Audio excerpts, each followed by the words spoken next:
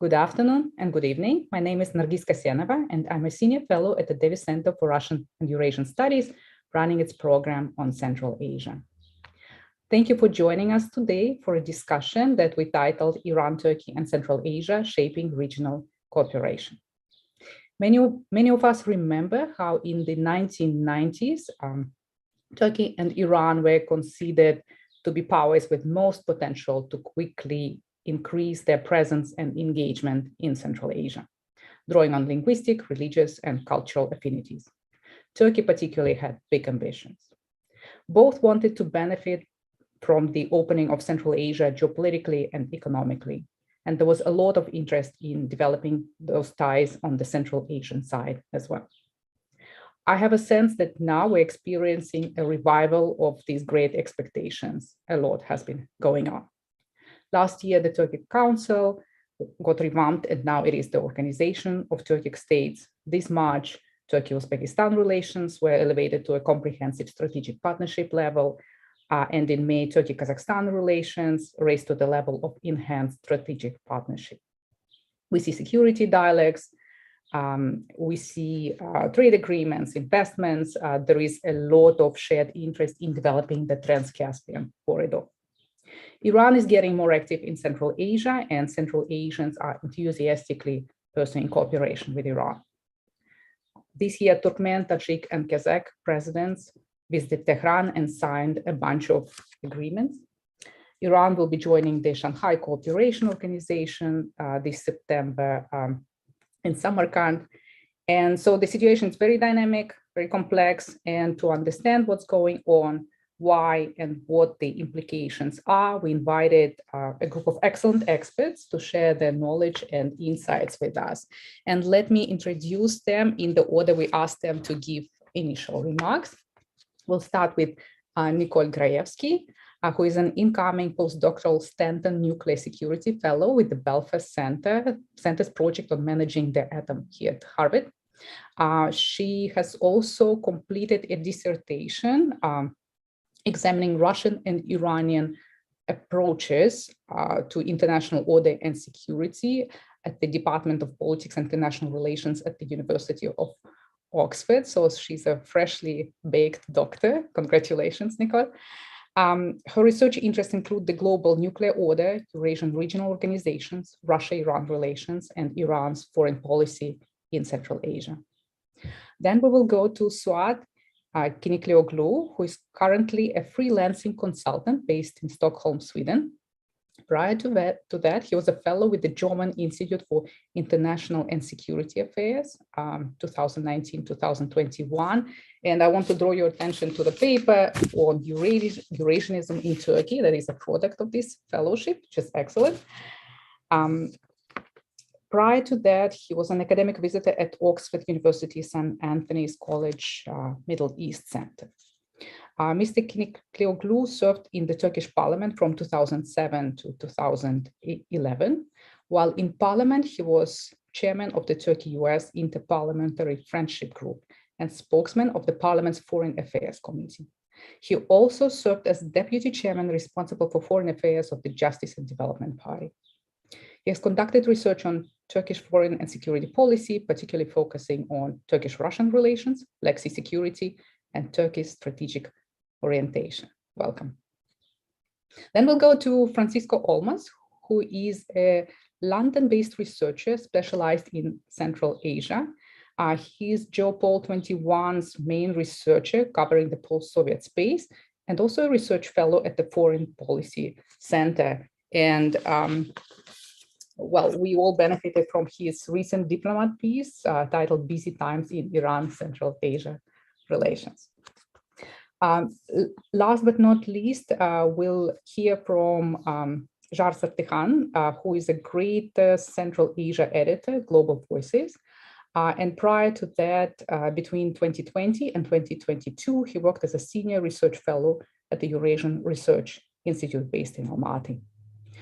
Dr. Zartikhan completed his PhD in 2007 at Bilkent University with a dissertation on Ottoman policy towards the Muslims and Turkic population of the Russian Empire during the First World War. His primary research interests include Eurasian history, post-Soviet politics, Middle East politics, ethnic and religious conflicts, nationalism, and identity formation. I will moderate this session together with my dear colleague, Bruce Panier, who is a longtime journalist and Radio Free Europe, Radio Liberty correspondent covering Central Asia. If you're interested in Central Asian developments, subscribing to his newsletter, Central Asia in Focus, I would say is a must. And as he wrote in his introduction to this newsletter, he has been studying Central Asia for more than 35 years, went to summer school at Tashkent State in 1990 when Uzbekistan was still part of the Soviet Union, and then lived in villages of Kazakhstan, Kyrgyzstan, Turkmenistan, in Uzbekistan in 1992-93. And since 1995, he has been writing about the region he thinks of as his second homeland. So without further ado, let's go to the discussion. And we wanted to start with the big picture, and we wanted to start with you, Nicole.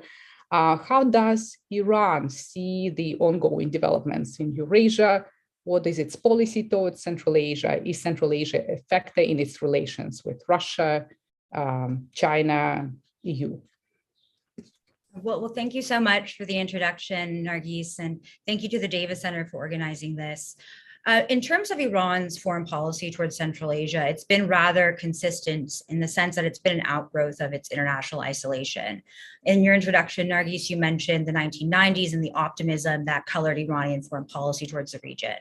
So you saw Ali Akbar Valiati coming to Central Asia as one of the first foreign officials and establishing diplomatic consulates and tried to create cultural centers within the region. Iran was quite crucial in bringing the Central Asian states into organizations like the Islamic Cooperation Organization, as well as the Economic Cooperation Organization. So Iran's attempted, at least at the very early era, to foster ties and cultivate diplomatic relations with the region. But what has been characteristic of Iranian foreign policy in Central Asia in particular is the setbacks both domestically within the region and the anxieties, especially in the early 1990s, towards Iran's export of its Islamic model, but also the difficulties internationally with Iranian sanctions, the difficulty in trading with dollars, the need for modernization of a lot of these trade and rail routes and transportation corridors that Iranian officials frequently discuss. So right now we're seeing somewhat of a culmination of some decades of Iranian foreign policy coming to the fore. People tend to attribute this to Raisi's administration, but arguably this has been going on since the Rafsanjani administration, fluctuating throughout. Obviously, Ahmadinejad and his Look East policy placed an emphasis on countries like Tajikistan and fostering these kind of Persianite ties with Tajikistan, Afghanistan. But right now, with Iran's need to find alternate trade partners as well, Iran is under quite a difficult domestic situation, international situation, with the ongoing, currently paused nuclear talks on the reinstatement of the JCPOA. But also, Iran does have a favorable economic or geoeconomic position where it could serve as a node for potential trade routes. And you see this a lot with Chinese discussions of Iran linking the BRI to the Indian Ocean, but also within the Russian and Indian idea of this north-south transport corridor. And so Central Asia traverses that. And often what has been the case with Iranian foreign policy is the kind of lack of understanding of Central Asia as a region itself, but putting it rather in the broader picture of its relations with either Russia or China. So when Iran talks about its Look East policy, countries in Central Asia are often just thrown in kind of haphazardly. It's not as concerted as a foreign policy as you would assume it to be. So that aside, there's also these very intractable issues that have to do with sanctions and dollar trade and the lack of business ties and connections. So there has been developments. One significant development recently is Rahman's visit, which also kind of coincided with the establishment of a drone factory in Tajikistan. Iran's made quite a bit of advancements in its UAV technology, and that was seen in the Persian Gulf, especially in 2019. And then also with Turkmenistan and Kazakhstan in developing this kind of East Caspian trade corridor that's been in the works since 1997. It was officially inaugurated in 2014 under Rouhani. And the first cargo shipment actually coincided with Tokayev's Lavrov's visit to Tehran. So there's been modest developments, but this hasn't been as, I think, as far encompassing as the Iranian officials would have liked it to be, especially considering Iran's current situation and its ongoing embattlement with the West. In terms of the situation in Ukraine and the war in Ukraine, Iran is taking this quite a bit of a balancing act. Iran's traditionally tried to refrain from interfering on any kind of Russian interests in the region, partly because of the importance of Russia. So it's unlikely to see kind of effort by the Iranians to usurp Russia or to assume a greater role in the region at the expense of its relations with Russia. But this still shows that Iran is trying to leverage the current situation and Russia's somewhat difficult situation, especially in terms of its ties to the Central Asian states as well. So. Thank you, Nicole. Does the promise of this cooperation, Iran-Central Asia cooperation, hinge on the nuclear deal or not? Well, partially. I mean, I think the nuclear issue was far more important under the Ahmadinejad administration, and especially because Kazakhstan placed such an emphasis in its role as a potential intermediary. Nazarbayev was quite skeptical of Iranian ambitions, and there were even reports that uranium from Kazakhstan or plutonium from Kazakhstan was coming in illicitly through Iran, which prompted quite a bit of backlash amongst the Kazakh elite. But right now, because the nuclear agreement is kind of a zombie agreement, people are calling it a zombie agreement, there hasn't been much progress. It's a question of whether or not that's even possible that this agreement will be resumed. There are issues, though, with sanctions on, for example, Iranian shipping, and that's partly because of the Trump administration. The Garamsar Railroad project, which is the one connecting Turkmenistan and Kazakhstan to Iran, was supposed to be modernized actually by Russian railways, and they withdrew because of secondary sanctions from modernizing that project. So secondary sanctions obviously are an impact on that. There's been delays on developing Chabahar, which is this free port in the Persian Gulf or the Indian Ocean, accessing trade routes beyond Central Asia. So it's kind of a complex situation. And I think what we've seen with the previous JCPOA agreement is that the achievement of this agreement doesn't necessarily mean the removal of sanctions or the willingness of foreign companies to invest in Iran, because even prior to the Trump administration, Iran was having quite a difficulty in getting foreign cooperation and foreign investment in the country. So I think it's yet to be seen whether it is determined on that, but it's not as significant as it was in the previous eras. Thank you. Let's go to you, Suad. So, what is Turkey's Eurasia strategy and policy, and what is the role of Central Asia in it? Is it a factor in Turkey's relations with the EU, with Russia, China? The floor is yours. Well, first of all, I think what needs to be underlined is, unlike Russia, China, or Iran, for Turkey, Central Asia is not is not a region within the -- tier of priorities. It has more of a secondary role in Turkey's overall outlook, rather than the direct role that Russia plays in many Central Asian countries. Iran and China have physical borders to the region, whereas Turkey is more distant. As you indicated in your opening, Turkey used to have a very romantic and ambitious outlook to the region in the 1990s. But by the end of the 1990s, the Turks quickly realized that neither Turkey's capacity nor economic power was adequate enough to respond to the needs and demands by their Central Asian brethren. That said, I think Turkey has a very smart policy towards the region. It focuses more on the economic side of things, infrastructure. Of course, it's rivaling, as much as both countries would deny it, but Turkey and Iran are rivals in the region, in my view. The whole model, what they represent, not only from the religious perspective, but the way these countries are structured, the way they look at democracy, the way they deal with some of the Central Asian states is, in my view, a very sort of below the surface, not acknowledged, but very, I mean, at least from an Ankara perspective, you could certainly say Ankara views many of Iran's policies as countering or rivaling its own strategies. Now, as I said, for Turkey, the primary focus of attention is, well, now with Ukraine, it's the Black Sea. But since 2013, Turkish foreign policy has been fully hijacked by Syria and the Syrian conflict. So Turkey had little energy or interest or focus and was not able to direct more capacity towards the region. In this respect, Azerbaijan, which obviously is a South Caucasus country, is an exception, because in the Turkish minds, Azerbaijan is seen as, you know, the Turkic world. So it's part and parcel of the same group of countries, although geographically it isn't. But Azerbaijan has been an exception. Turkey has a much deeper relationship with Azerbaijan, including military and defense dimension, which we have seen in the Nagorno-Karabakh conflict, and which has also precipitated interest in some Central Asian countries in acquiring more drone technology from Turkey.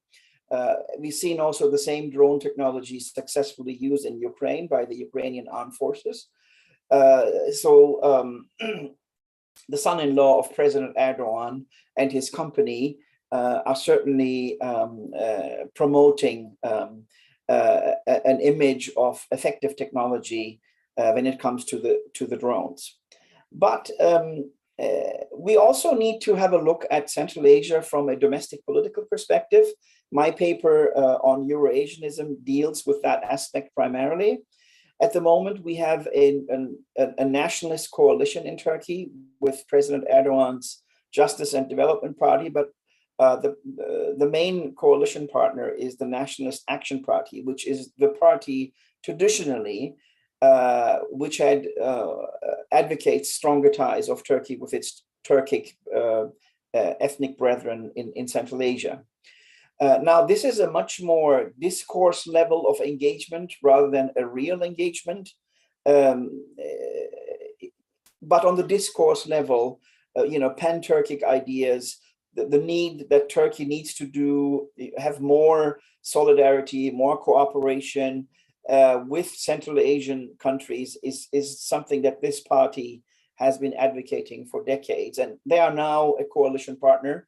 The Turkish International Cooperation Agency, which works in many of the Central Asian countries, is usually influenced by personnel, by people who are close to this party, although the heads of them are still part of Erdogan's Justice and Development Party. Now, in Turkey, we have something, an ideological political current called Neo-Eurasianism, which basically advocates Turkey to steer away from the West, from the United States, from NATO and the European Union, and redirect its orientation towards Russia, China, Iran, Tajikistan, you name it. Now, this current is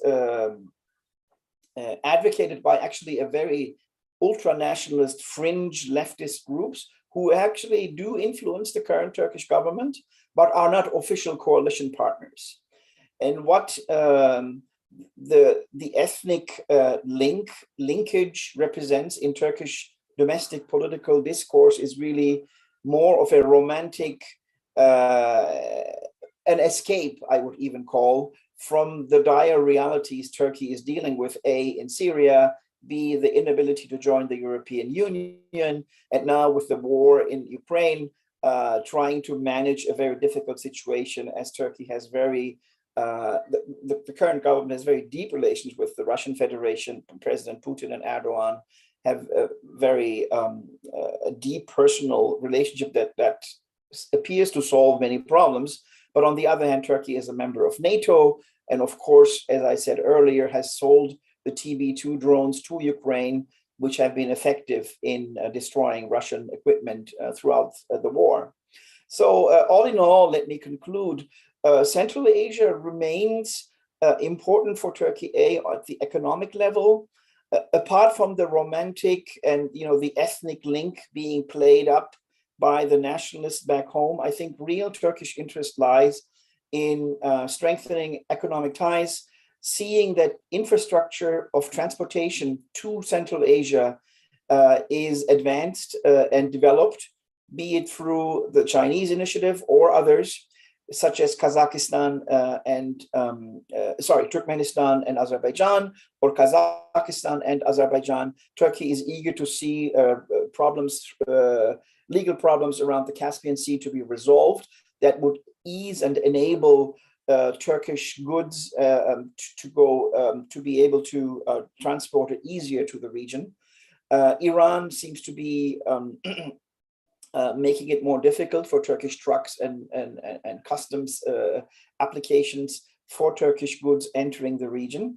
But on the other hand, I would, of course, it's unlikely that Turkey would, steer away from the West and turn towards Central Asia. But I think this special link that comes from language, culture, and of course, person-to-person, people-to-people links through the education programs that brings many elites to Turkey, have them learn Turkish soft power with these TV industry, movies, etc., is something that would probably Turkey will not be as effective or influential as Russia, China in the foreseeable future, but will remain an important player in the overall picture that cannot be discounted when the future of the region is being discussed. Thank you very much. Well, I would say that Central Asia is secondary for pretty much all external actors, including Russia. I would say, with the exception of Kazakhstan, the region is secondary in the secondary tier. But one question you already addressed, Turkey-Russia relations, but just to clarify, there is some competition between Russia and Turkey in South Caucasus. Yes. Well, in Central Asia, there is that feeling that we need to kind of pursue deepen relations with Turkey to counterbalance Russia. So do you envision any similar trend in Central Asia, like of some maybe latent competition between Russia and Turkey, like as a result of everything that is going on now?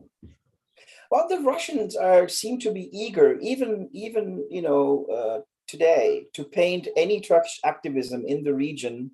It's immediately tied to some pan-Turkic ideology, and that's not how Ankara operates towards that region. I was preparing for this panel, and I was reading stuff that was written in 2017, 2020, and by credible Russian foreign policy think tanks, and they entertain still after the 1990s any Turkish involvement with this sort of fear of this pan-Turkic, which is not really something on the ground. I don't think neither the Central Asian states are interested in some pan-Turkic. I mean, on the cultural level, on language, of course, there is a tie, and this cannot be denied. And Turkey obviously is trying to exploit it as much as possible.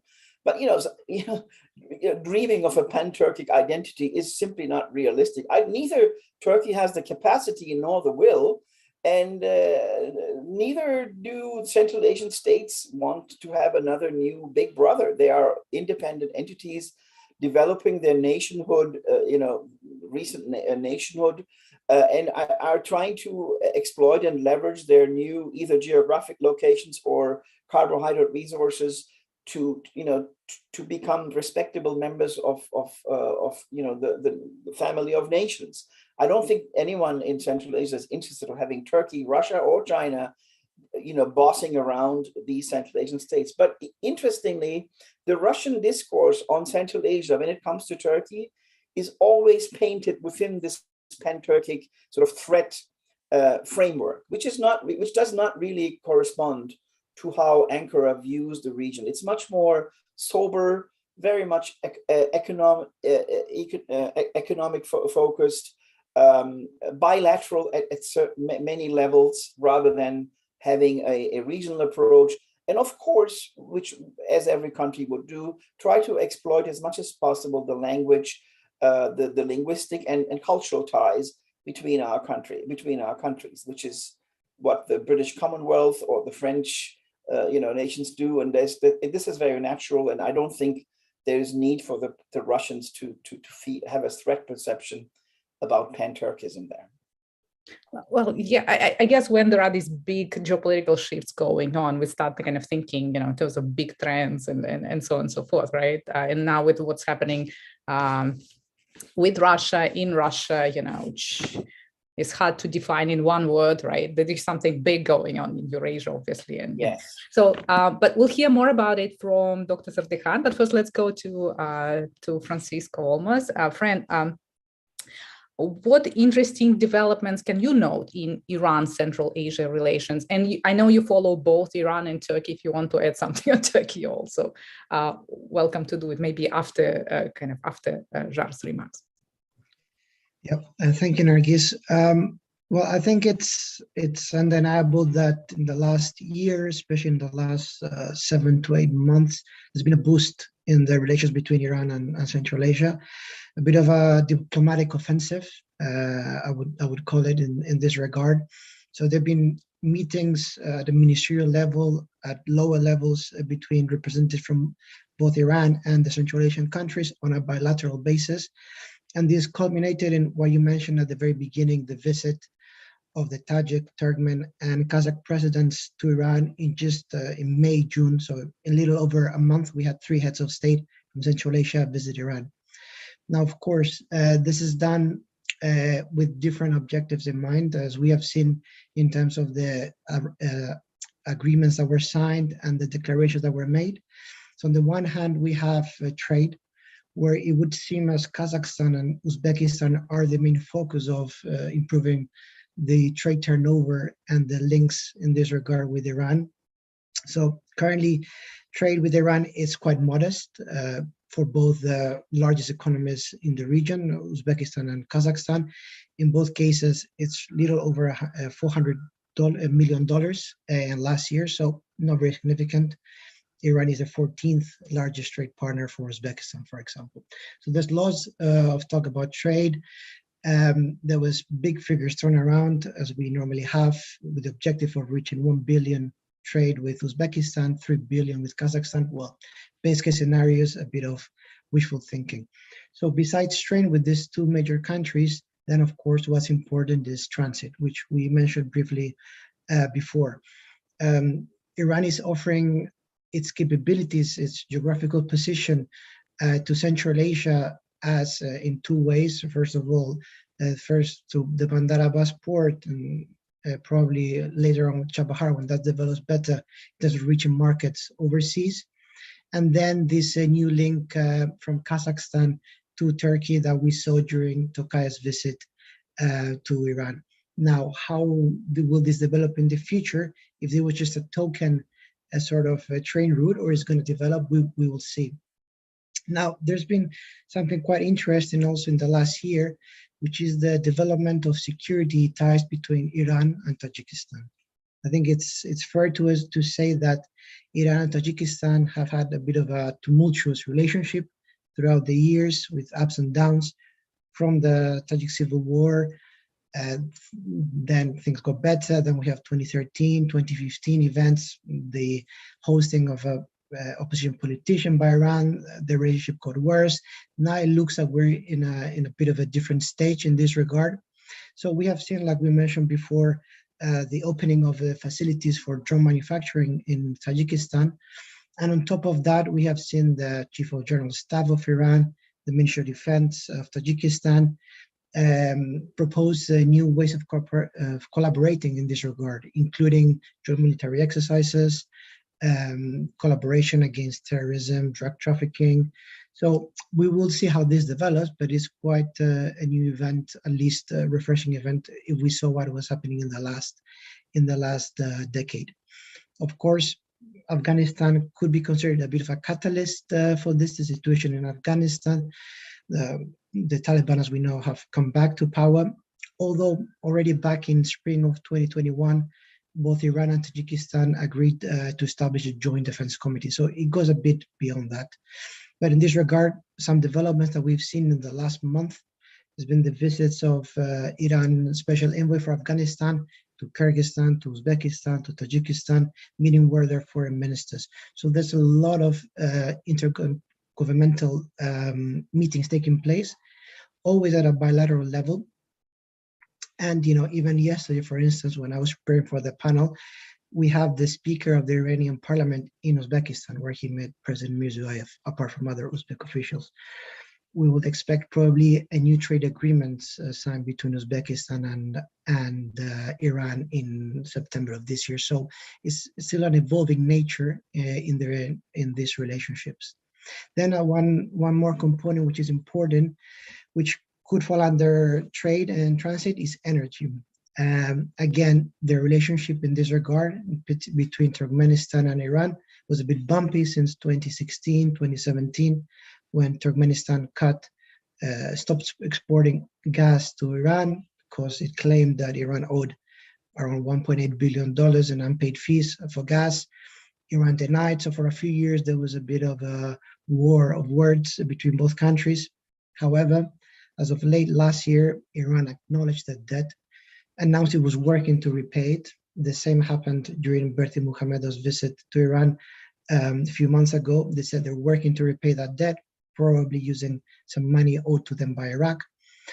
And as part of this new collaboration, we saw Iran mediating between Azerbaijan and Turkey and Turkmenistan when it comes to gas swaps, and proposing increasing those perhaps to Armenia. So what we see is in the last 14 months or so, a boost in relations.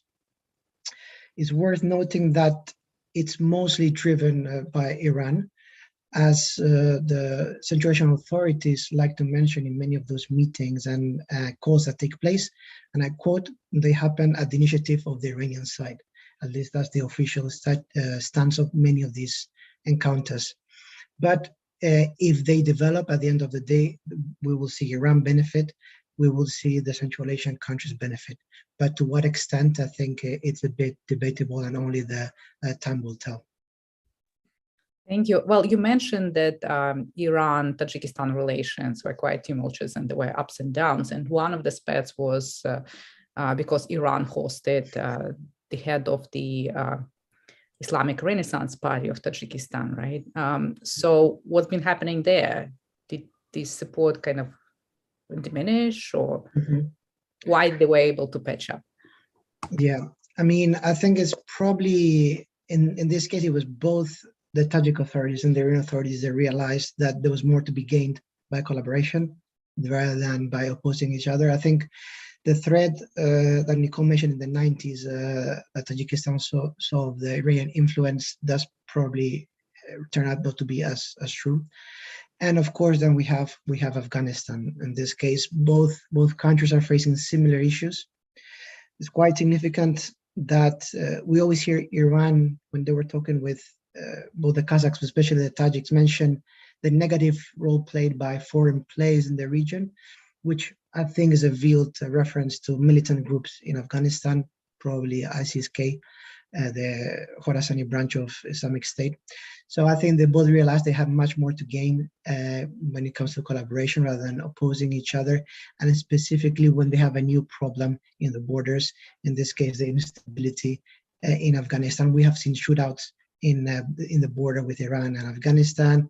We have seen rockets shot from Afghan territory to Tajikistan. The number of Afghan militant groups from Tajik origin guarding the border with Tajikistan. So of course now they rather collaborate to achieve their own goals than oppose each other. That's my take on it.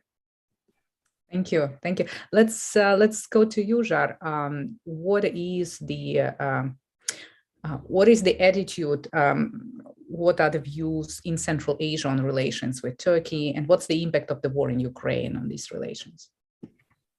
So before we start and talk about the Ukraine war and basically the changing dynamics. The volume is very low. Sorry, if you can increase. Can you hear me now? Okay. Can you hear me now? Okay. Yeah, that's better. Okay. Yeah. So before we go and talk about the impact of the Russian invasion of Ukraine, we should also probably take a brief background look at Central Asian attitude towards Turkey and also Turkey's attitude towards Central Asia. As Fran was saying about Iran, that most of them actually on the side of the initiative of Iran. The recent developments, and for the last few years, we could also probably associate more to the initiative of Turkey. And that's why it's often called the return of Turkey to Central Asia. So Turkish policy, as Suat was saying, was not focused on Central Asia. It was actually diverted from Central Asia to the Middle East, the neighboring countries. But we all know that the zero problems with neighbors attitude from the early AKP and Erdogan foreign policy did not work as planned. And so it was like with many other countries, we could talk about the Emirates, Saudi Arabia, Egypt. Turkey is reinventing, remaking, making rapprochement, and Central Asia is one of those regions. And now, of course, we could talk about the changing strategic, economic, political picture, radical change after the war, and in Ukraine with physical destruction of routes or sanctions. It changes the story altogether.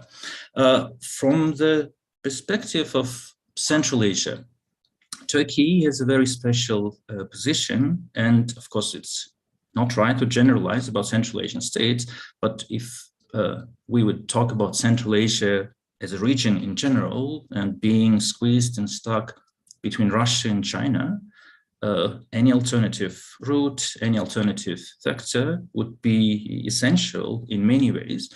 And Turkey, from that perspective, actually fits to a great extent, as differs from China and Russia in many, many ways. And one of the important things is that what is called the Turkish assertive foreign policy in recent years, or militarized foreign policy, sometimes it's called, had no impact on Central Asia. Central Asia was never a target of any ambitious, or aggressive, or assertive aspect. It always remained amicable, friendly.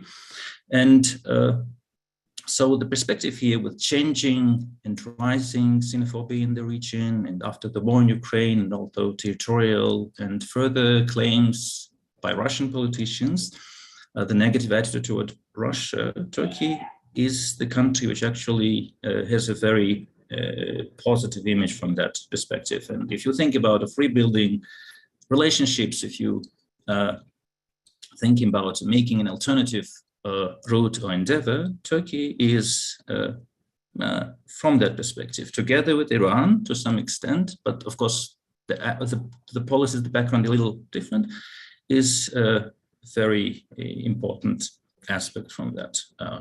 For example, we could talk about financial burden of certain countries, for example, China becoming very dominant, and the loans and dependency on Chinese economy. Turkey is not regarded as that. As Suat was also saying, Turkey is far away.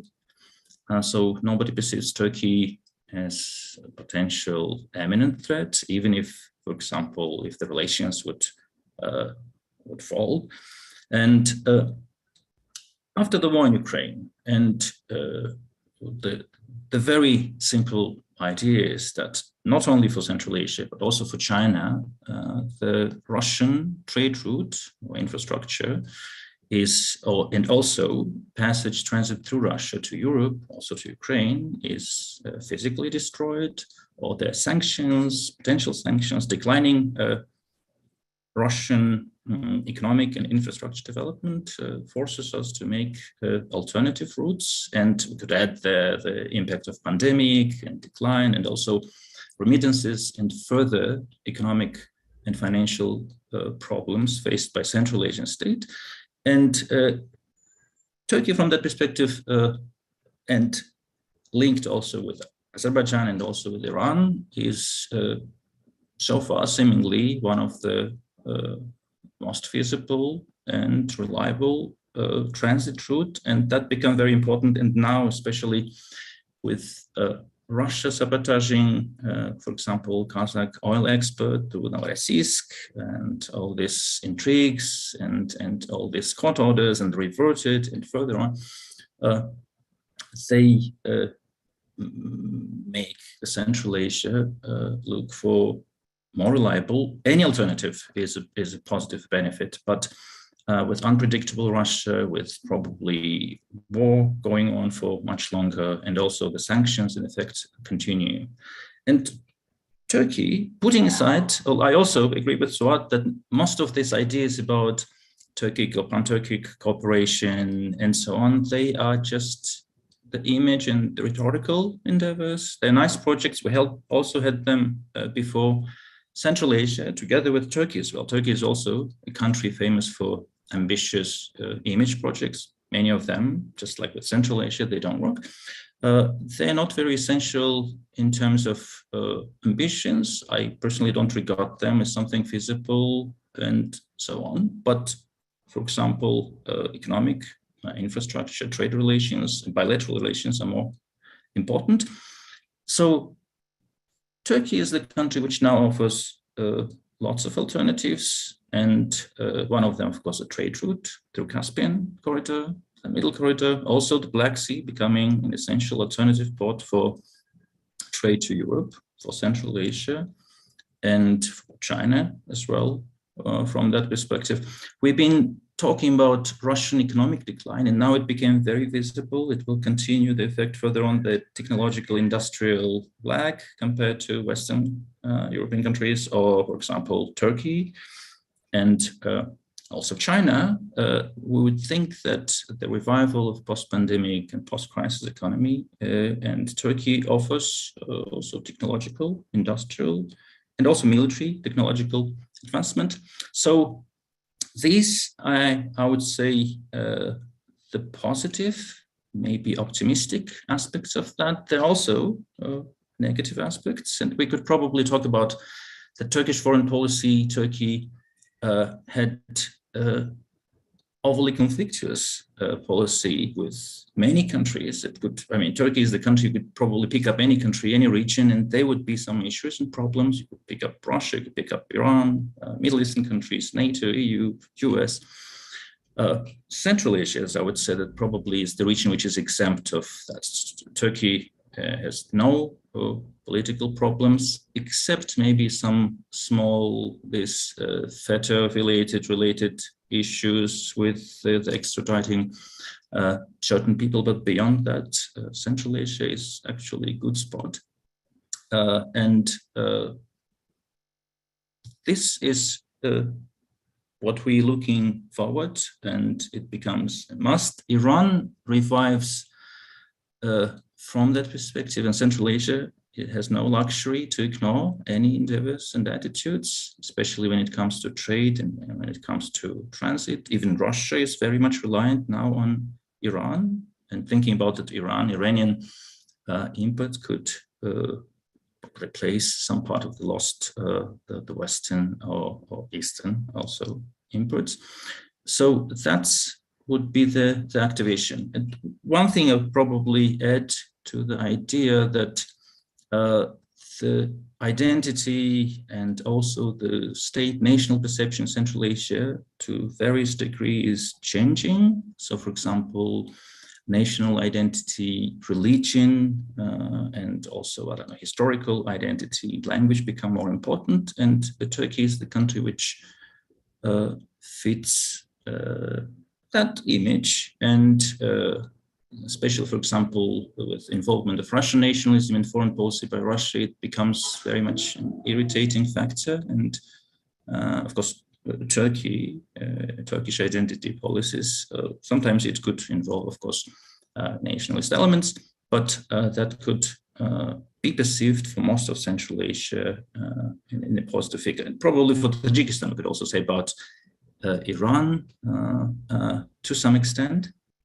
So I would say these are the overall changing background, and it's rather a necessity rather than some political idea or identity policies. You mentioned the issue with the with FETA, with basically when there was a split between AKP and Gulenists, right? There was a lot of pressure on Kazakhstan and Kyrgyzstan to close Turkish lyceums and extradite teachers. Is the problem over? Is it resolved? This is very, of course, the debateful aspect, and it became a conflict issue not only with Central Asia, it's many other countries in the Balkans, as other parts of Asia, and also United States as well. One of the important background, at least official rhetoric on anti-American policies is there. Different countries handled it differently. Of course, countries like Uzbekistan were not much involved in their schooling, so it was relatively easy for them. Kazakhstan chose the least conflictuous one by just, I don't know, letting people go and deporting. And also we restructured the schools. And so Kyrgyzstan got into problems as well, and it became, and when I was saying about Central Asia, it's usually region without conflicts at foreign policy level. That was the issue with Kyrgyzstan and Turkey for some time, but with the new president, the attitude is changing, and we could also say that Shaparov's presidency in foreign policy is a little different from predecessors, and from that perspective, well, people were handed over. It also caused a lot of problem within Kyrgyzstan, why Kyrgyz citizen could be, I don't know, handed over to foreign security. But since time has passed and the things were resolved in natural, that problem has become very much diminished. The FETA aspect of policy rhetoric in Turkey is also diminishing, and so this is not problem anymore. But for some time, it became an issue with Kyrgyzstan, unlike Kazakhstan, for example. It's not a hurdle anymore. Okay, let me invite questions from our audiences, both in this Zoom room and on YouTube. Please post your questions. And let me give the baton to Bruce, my co-moderator. Okay, great. Thank you very much. And I'd like to ask a question, although it kind of hinted at something that was just written in the Q&A too. Clearly, there's going to be some vacuums created in Central Asia in the coming months and years. Russia is spending a lot of money on the Ukraine war. It's going to be weakened somewhat militarily, certainly economically. It's going to come out of this weekend. We've heard about China and the money they're spending, but no one in Central Asia wants to borrow money from China anymore if they don't have to, because they've already done that a lot. And I would also argue that really China is not looking to invest the many billions of dollars it invested in the past. Those projects are all built. If you look at the level of what China is investing in now, it's much smaller scale and really not beyond the means of Iran and Turkey to do some of these projects. So if the guests could talk about what connections or infrastructure exists in Central Asia that Turkey and Iran can build on, understanding that Russia is probably not going to be able to keep doing the role, filling the role it has in all these years, and that Central Asians don't really want to take any more money from China. But what projects, what areas could Turkey and Iran expand into in Central Asia that the Central Asians want them to? And I know we've talked a little bit about defense cooperation, and that's one, and trade cooperation is another, but I mean on the ground. In Central Asia, roads, other kinds of construction, other projects, or other sectors of the society. Do you see Iran or Turkey being positioned to take some of the share from Russia and China, as certainly Russia's influence recedes a little bit, and China's possibly also? And I'll ask Suat first, but I'd like to hear, like I said, from all of you, your thoughts on that. What are the next steps for Iran and Turkey in Central Asia, understanding that there's new opportunities opening up? Oh, that's a very good point. I think the Russian invasion of Ukraine has changed the overall picture, not on a regional level, but also I would say on a global level, on what kind of world we will be living in. And Central Asia obviously will also be impacted by this war. Well, what are the primary motivations? What could be the primary motivations for Central Asian states? Well, access to the West, as I think Yashar Sarı has commented in the Q&A section, is very important, and that brings obviously Turkey into the picture, either Azerbaijan through Nakhichevan, the corridor, or the Black Sea connection. Access circumventing Russia will be a primary motivation for many countries, especially if the war will drag on, which is highly likely. We may see more opportunities for Turkey, and also for infrastructure, taking goods, people, and energy out of the region through non-Russian or non-Russian controlled geographies. So there's no doubt that the invasion, the Russian invasion of Ukraine, is likely to offer some opportunities for Turkey here. Put on top of that, as Jar has said, of course, the ethnic and affinity aspect. I think Turkey is more advantaged in this respect than Iran, because Iran, I think, is, maybe Nicole might elaborate on that later, but it sees the region as an outlet due to a fundamental necessity out of the sanctions regime, and it's a different equation for Iran than for Turkey, and I think Turkey is more comfortable as it is not subject to sanctions, has geographically links to many areas of interest, including the Eastern Mediterranean, the Black Sea, of course, Europe. So I think Turkey will push and will probably want to see the resolution of legal problems in the Caspian, encouraged Turkmenistan, Kazakhstan, and Azerbaijan to resolve things that would make passage through Turkey to the west easier for the country. So I think this is going to be perhaps not a game changer, but certainly opportunities and potential changes, especially if the war drags on. We don't know how long this war drags on.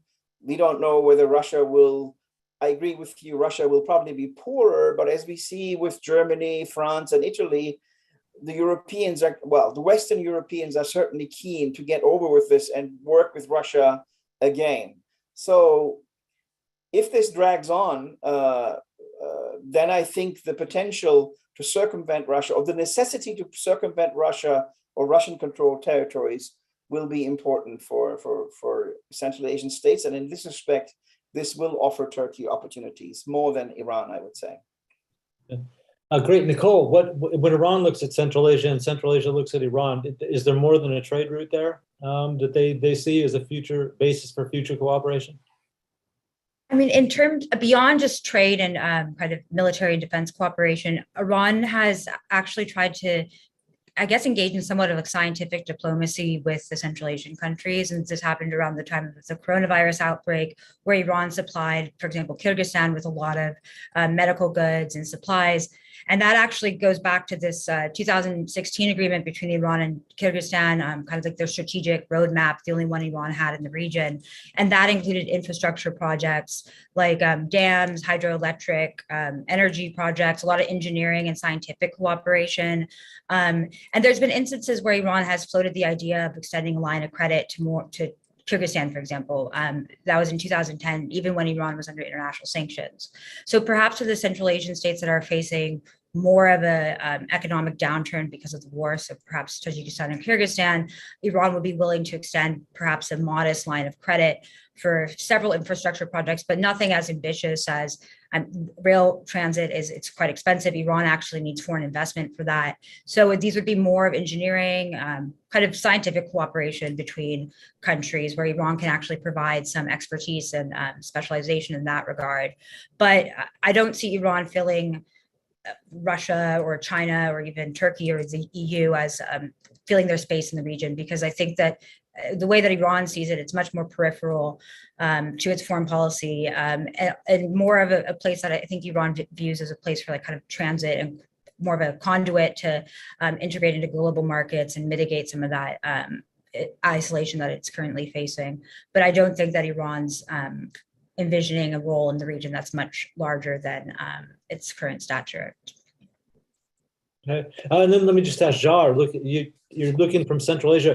What in Kazakhstan or some of the other Central Asian states could they see Iran, what role could Iran or Turkey fill in Central Asia that Russia or China might be unlikely to be able to fill in the coming months and years?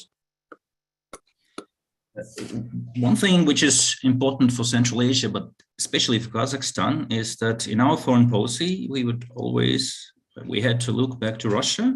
And that was an essential aspect, even earlier kind of projects, endeavors involving third parties. It somehow had to be corrected, or it somehow had to be not alarming Russia. But this time, that aspect dropped out to some extent in terms of the physical capacity and routes, dropped out because of the war in Ukraine, and it became easy. And Kazakhstan, for example, they try to present the alternative routes also in connection with China, probably feeling the backing or to some extent approval or extensive capacity further on. For example, Tokayev would say about that the railroad through Iran, from Kazakhstan to Turkmenistan, Iran, for example, he presented it as a very short route, which dropped from 60 days previously to 13 from Horgoz, the border point in China, to Istanbul. So his the presentation, the idea was that from Istanbul, from Horgoz to Istanbul, basically from Chinese border to Istanbul, it takes now 13 days. Having in mind that this is not just the Central Asian project, it's also a potential big transit route, which it probably is. And in the enhanced partnership agreement in Ankara with President Erdogan, Tokayev would also, for example, highlight the Baku-Tbilisi Kars Railroad. So these became an essential aspect of that, not only for oil or energy exports of Kazakhstan, or also involves Turkmenistan and in the future other countries. So this is an important aspect. And in presentation of that, Kazakhstan likes to highlight that we're just one of the major potential routes, because it's not just a temporary thing. It has lots of benefits, even compared to, for example, maritime shipping. Again, in that perspective, the Caspian, the bypassing Iran and the Caspian route become also important. And Kazakhstan, like any other countries in the region, are looking forward to the enhancement, the expansion of the Baku port. So that would also become through ferry, and it also a route, Baku port, and further through Georgia and to Romania, to Europe, sometimes from Bulgaria. This is consistent with the Kazakhstan's policy of being a hub to some extent, a transit route, but now, of course, the physical routes are a little diverting to the south, to the middle corridor, and through Iran as well, which becomes an alternative route. But capacity would be different, of course, investments would be different when we think about from the perspective of the Azerbaijan route, or perspective of the Iran route. Can I ask a follow-up question? It's easy to draw lines on the map, right? But obviously to actually have these trade routes, it will require investments, as Nicole mentioned, and kind of building infrastructure and all that. And I was wondering, what are the bottlenecks in these proposed routes, and what is happening, for example, in Bandar Abbas and Chabahar ports? Are they ready for the kind of increased volumes? coming from the region if these volumes come. So I was wondering if our panelists could elaborate on that. Well, on your point about they're not just lines in the map, that's exactly the case, and there's an economic component that we need to take into account. We're talking about ways of reaching different markets. So just to illustrate a point, prior to the war in Ukraine, it cost the same amount, so $2,500 per ton of merchandise from Tashkent to Bandar Abbas in Iran, and presumably then you have to add wherever else you go, then from Tashkent to Warsaw in Poland. It's exactly the same amount, approximately that amount. Even though the getting from Tashkent to Poland, it will take longer in terms of days. So there's of course an economic component. With the war in Ukraine, now that trade route is pretty much closed because it crosses all over Russia and then Belarus and then Warsaw, Poland. But there'll be other routes that will need to be explored. And the question is, will the suppliers, the people involved, the businessmen, the consumer at the end of the day be willing to pay that extra amount for the money? Because as things currently stand, reaching Europe from, in this case, I'm talking Tashkent because there's some data on by the Uzbek authorities, but reaching merchandise, sending it from Central Asia to Europe via the Caspian or through Iran and Turkey, and then from Turkey to Europe is much more expensive than sending it across Russia to Germany or Poland. So, of course, there's an economic component that it needs to be taken into account. That's why when we saw Tokayev and Raisi, they were very happy when they saw this new train, the train line from Pavlodar down to southern Turkey. The question is that going to be like the new normal, or is just pretty much a bit of a PR stunt because economically it won't make much sense. So this is something that we need to be addressed. Recently, and I agree with the point that Swat made of that we need to necessity to circumvent Russia. But it is again to the same point that is it going to be worth it from an economical point of view? This week we saw the opening of the launch of a new route between Moscow or the Moscow Blast down to Bandar Abbas, and from there by ship to a port near Mumbai. So of course, then also Russia is looking for other routes for its commerce with India, which is one of its main supporters at the moment, but that necessarily cross Kazakhstan, Turkmenistan, and then Iran. So there's still a very important economic point of view that need to be taken into account in Russia, even though we'll say that the economy is not going to recover, it's going to take a toll. It's also going to need to look for alternatives to reach India as part of this north-south corridor, and the alternatives, many of them pass necessarily through Central Asia and Iran. So there's lots to take into account there in terms of predictions for the future for the commercial routes.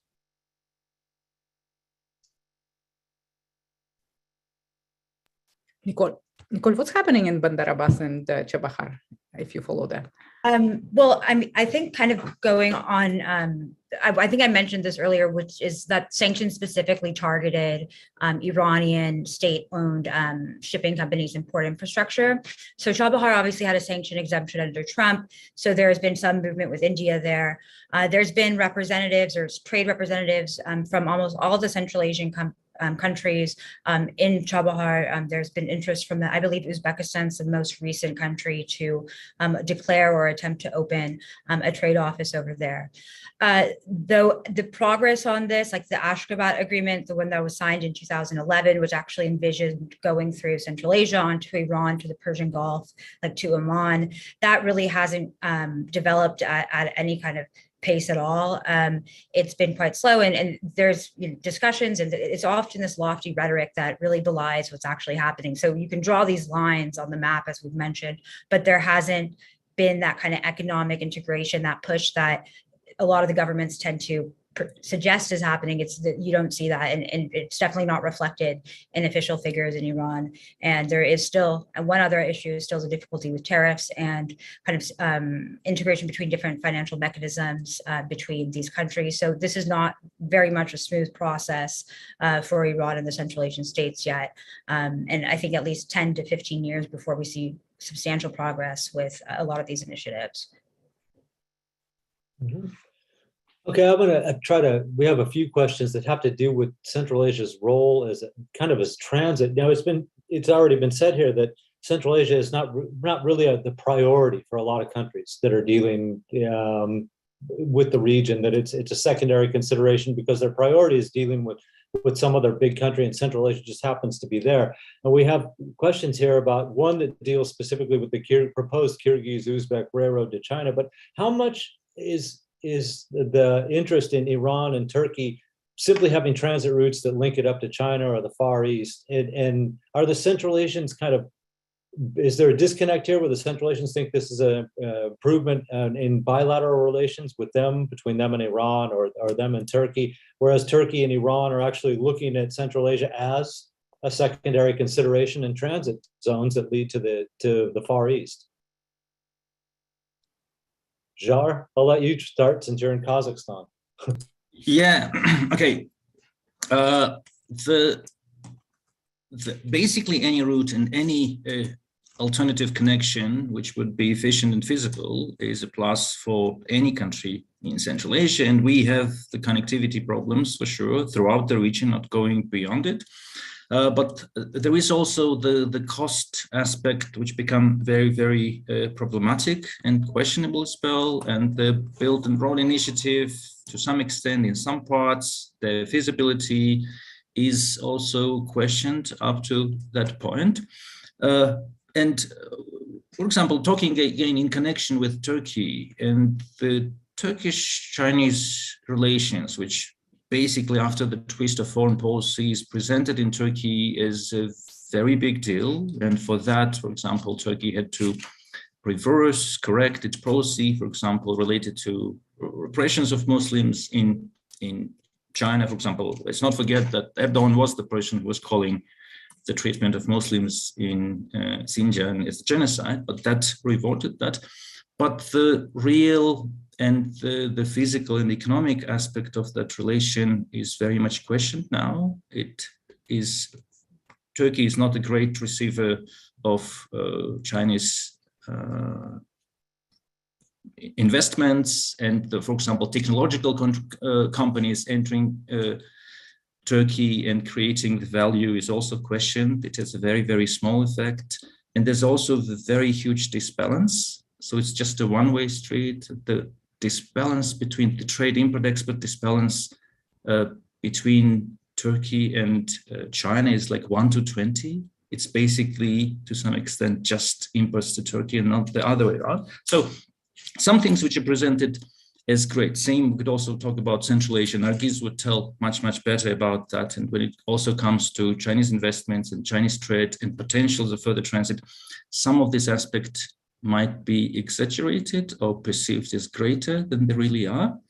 And considering the situation which we have, it's probably not correct to expect great investments and infrastructure projects. They are not happening, the big ones at least. So we have to adapt with what we have, and that requires cooperation, land routes, and also the ferry routes, and also railroad routes we have in Central Asia. So I don't see breakthroughs with new projects, and I also don't see enhanced investments in the infrastructure projects. So things are going to be the way they are, with just with the push of necessity of opening alternative routes, bypassing Russia.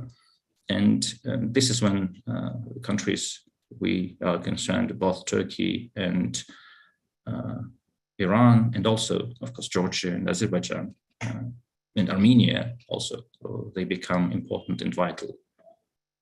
Mm-hmm. Great, thanks. Aswat, I want to hear from you too on this, and I do want to hear the Iranian view, but I mean, you suggested that Ankara's desires, its strategy in Central Asia is not so much the great bilateral relations with Kazakhstan, Kyrgyzstan, Uzbekistan, Turkmenistan, as it is part of a grander design, not pan-Turkism. But how much of the relationship that Turkey is developing with Central Asia is bilateral relations, and how much of it is that it's on the road to China and the Far East?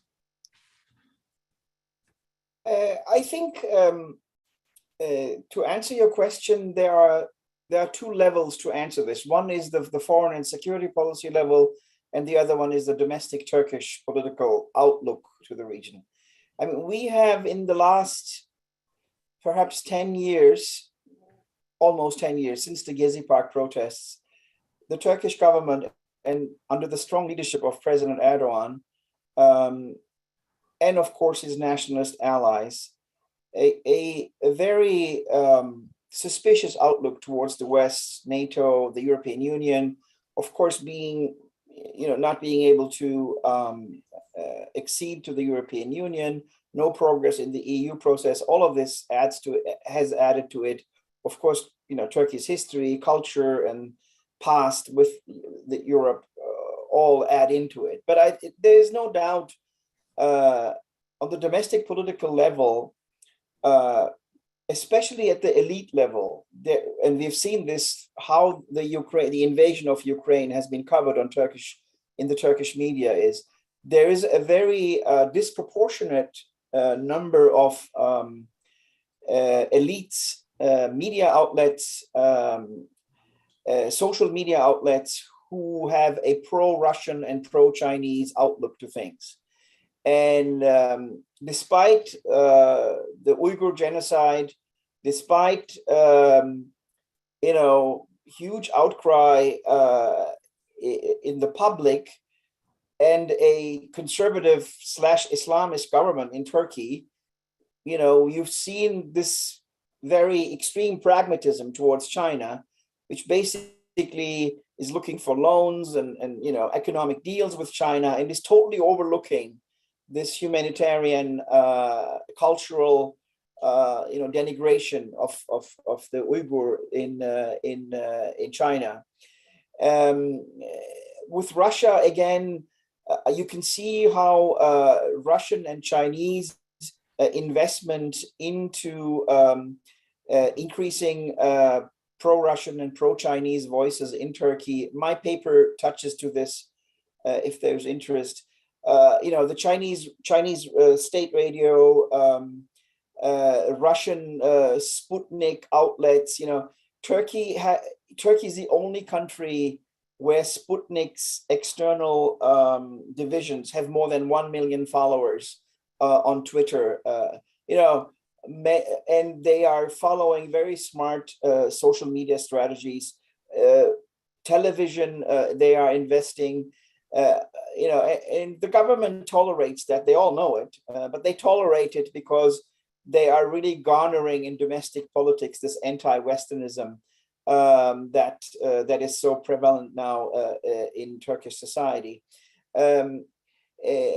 Turkey, I agree with Jar, what he said earlier. Central Asia is probably one of the unique regions with which Turkey has not managed to pick up a fight. Because we, after the so-called zero problems with neighbors policy in the early 2000s, mid-2000s, Turkish foreign policy has become very aggressive. Now with Greece, very interventionist in Syria,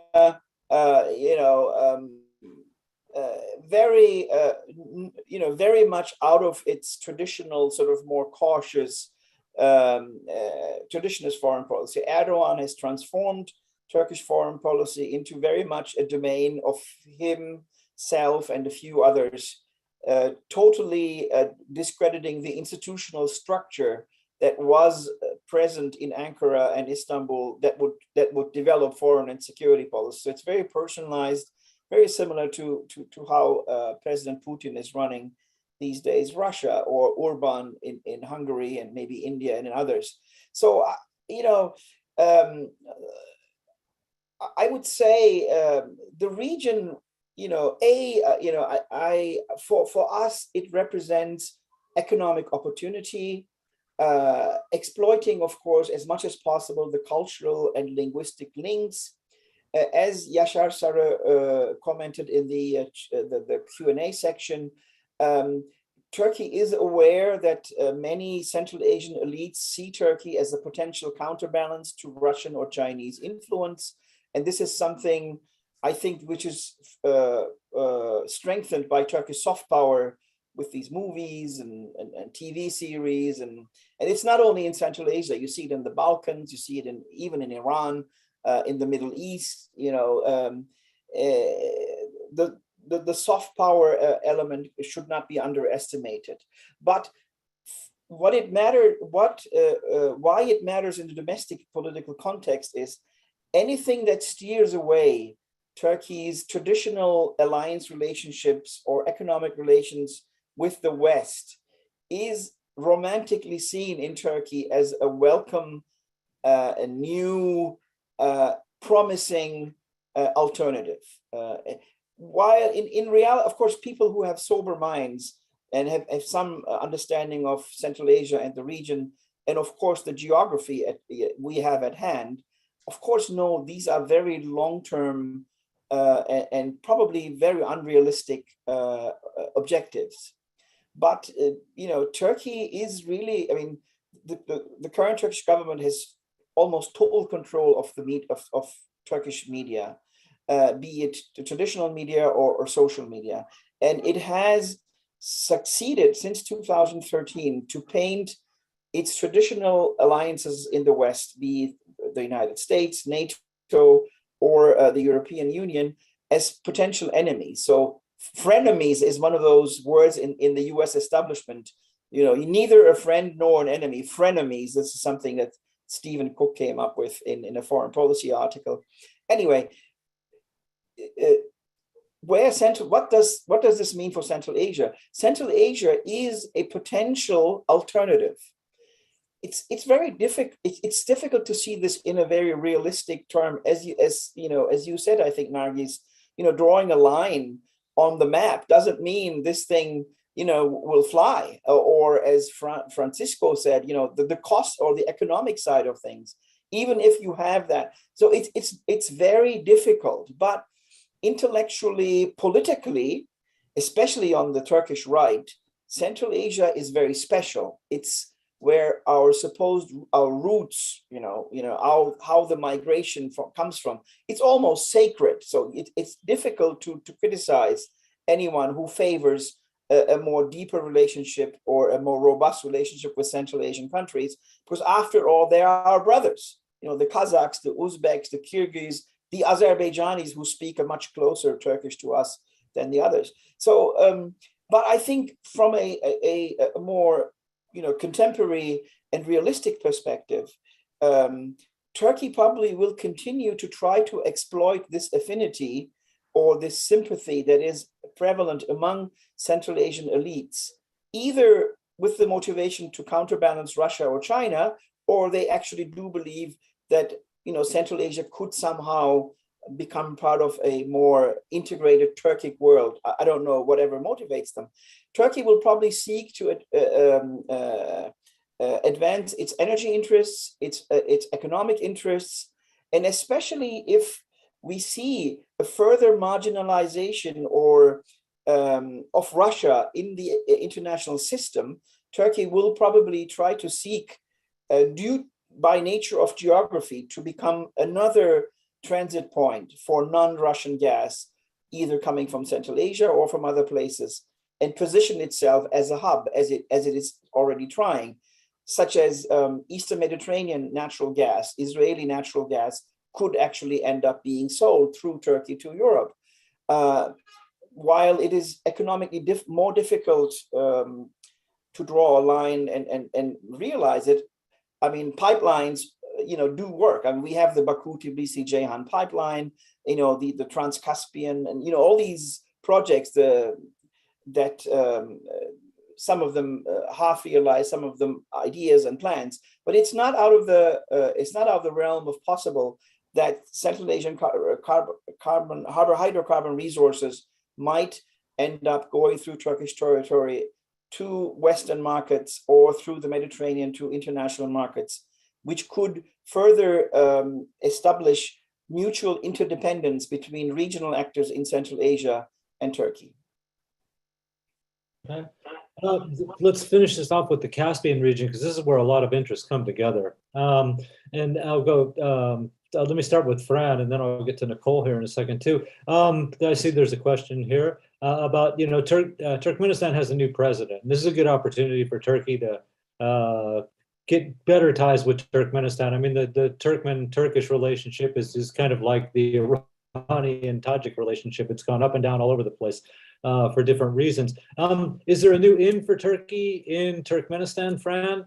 And also what I'm looking at more generally is Iran and Turkey have kind of different interests in the Caspian Sea. Is this going to be a flashpoint? And that's where I'd like Nicole to answer that too. Is this going to be a new area of tension between Iran and Turkey in the future? But if you could start by telling me about Turkish-Turkmen relations, please. Yeah, I mean, I think it was last week or the previous week where there was a Turkish delegation in Ashgabat.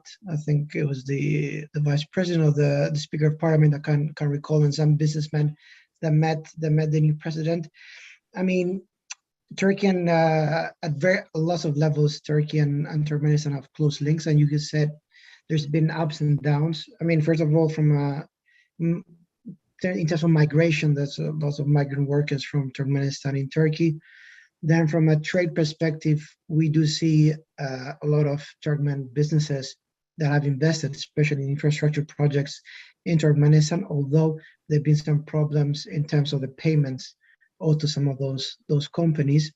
But they always, there are two countries that at least their leaderships always try to stress the classic brotherhood ties and all that well-sounding language that we've seen.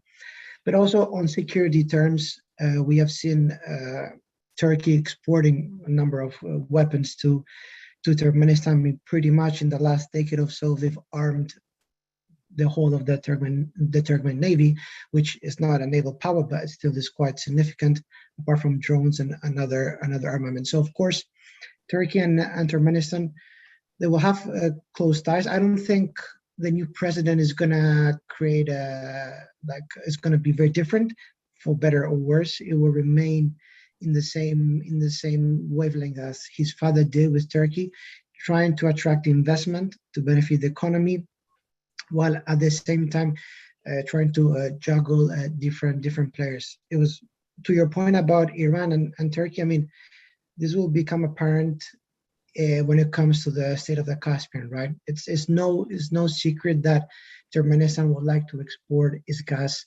beyond the Caspian. There's been talks of the Trans-Caspian pipeline for decades now. And even in the last years, there's been a smaller scale project proposed for Azerbaijan and Turkmenistan. But the big impediment for any sort of Trans-Caspian pipeline will be Russia and of course Iran, that will oppose it because it's not in their interest, clearly. So in the future, are we going to see a bit of a ruffling of feathers in that regard? It's possible, but we also have to take into account if Turkmenistan ends up re-exporting gas to Iran as it did in the past. I mean, that will be still a positive step that might put the Trans-Caspian pipeline, of the idea of a Trans-Caspian pipeline, a bit to bed if Turkmenistan can get the funds elsewhere exporting to Iran for Iran's own consumption, not as part of swap deals. So, in summary, we will see Turkmen and Turkish relations, I think, remain in the same way. I don't think Turkmenistan is changing its foreign policy with this new president. Pretty much the opposite. It's all things business as usual, and there might be a bit of a conflict with Turkmenistan, Iran, and Turkey in terms of any Trans-Caspian proposals. But at the end of the day, I think it would really change if Turkmenistan ends up exporting some gas to Iran, and there's also Russia there in the mix, so it might be a bit more complicated. Okay, and Nicole, get to you. Is development of the Caspian Sea going to be a new problem between Turkey and Iran, as you see it? Well, Iran was quite disappointed in the 2018 Caspian agreements. They kind of viewed it as the Caspian states taking advantage of Iran's situation. But there were two provisions that actually, I think, ensure that kind of competition at least would be less likely, and that's the environmental provision on the building of pipelines. And so states within the Caspian Sea, all literal states have to agree on that. And that was clearly put in by Russia and Iran, that one to use that and invoke as a way of preventing the construction of the Trans-Caspian. So that's essentially put to bed. And then also the provision on prohibiting military forces, foreign military forces in the region. And that became actually more important after the Turkish involvement in the Karabakh War, that there was always this fear within Iran, same with Russia, that foreign militaries, NATO potentially could have a base in the region. There was discussions about a radar base in Azerbaijan. And so that ensures that Turkey won't really establish a military presence in the region as well, whether or not this is abided by. But I just wanted to add one thing on the elite shift in Iran. This was to the previous question, is there's a lot more discussion in the Iranian elite about Central Asia constituting this big kind of blob of the non-Western transition. And I think you can view Iran's push towards the BRICS, the SCO, as well as the Eurasian Economic Union as part of that. And it's been quite apparent, but I think that the Trump administration really made this much more potent within the Iranian elite. So it will be interesting to see how the shift actually culminates in some kind of policy towards Central Asia, but that is occurring. So it's quite compelling. Very, very interesting. And yeah, it will be interesting to discuss how Russian approach and calculations with regard to the Trans-Caspian corridor may be changing. But well, our time is up. Let me thank our speakers today for their great insights, and let me thank my co-moderator Bruce Panier, and also our events team at the Davis Center, Laura Sargent and Kat Green, who made this virtual session possible. And with this event, we're closing our program for the year. But please follow us on social media, subscribe to our newsletters. We will be back in September. Thank you very much.